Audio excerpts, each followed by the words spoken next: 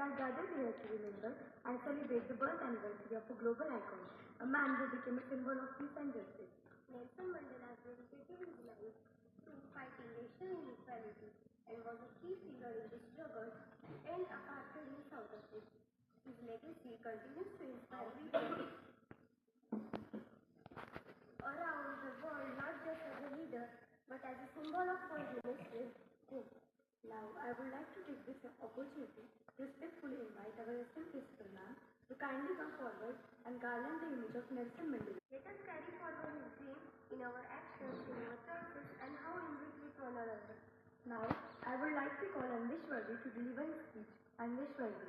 Ma'am, all the teachers and my dear friends, today we are gathered here to celebrate birth anniversary of great political leader Nelson Mandela.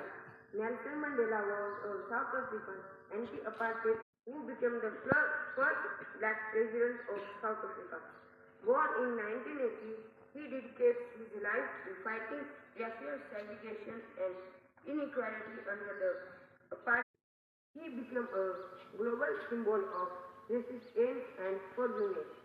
Upon his release in 1990, he played a key role in negotiating the end of apartheid and established a multiracial democracy. He was jointly awarded the Nobel Peace Prize in 1993 for his efforts alongside D. Klerk. Mandela's legacy continues to inspire movements for social justice and equality worldwide. Thank you. मित्रांनो सुप्रभात.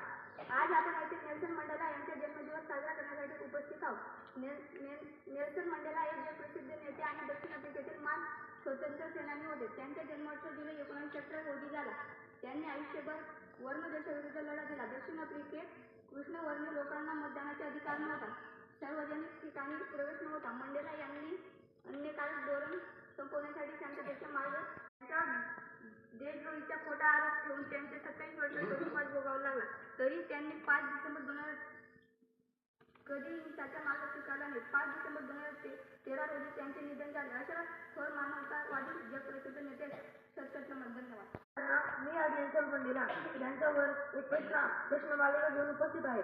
तर माझा पहिला प्रश्न, इयत्ता 7वीसाठी south आफ्रिकाचे पहिले कृष्णवर्णीय राष्ट्रपती कोण होते?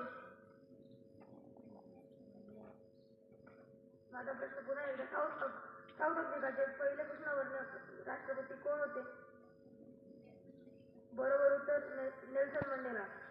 माझा दुसरा प्रश्न, इयत्ता 7वीसाठी नेल्सन मंडेला यांचा जन्म कधी झाला? 18 जुलै 1940. परत 18 जुलै 1940. चुकीचे उत्तर. बरोबर उत्तर 18 जुलै 1918. माझा तिसरा प्रश्न, इयत्ता 8वीसाठी कोणत्या वर्षी नेल्सन मंडेला साऊथ आफ्रिकेचे राष्ट्रपती बनले? माझा प्रश्न पुन्हा एकदा, कोणत्या वर्षी नेल्सन मंडेला साऊथ आफ्रिकाचे राष्ट्रपती बनले? बरोबर उत्तर 1994. माझा चौथा प्रश्न, इयत्ता 9वीसाठी नेल्सन मंडेला यांना किती वर्षांचा तुरुंगवास झाला?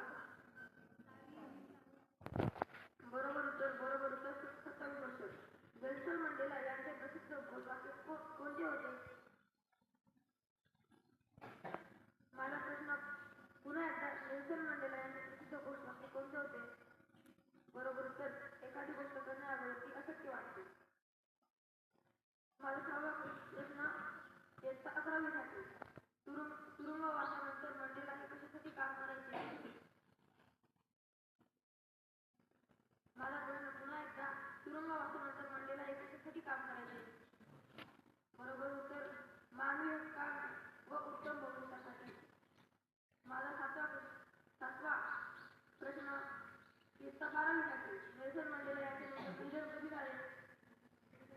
5 डिसेंबर 2013. बरोबर उत्तर 5 डिसेंबर 2013. धन्यवाद. आजचा teachers and students, good morning to all.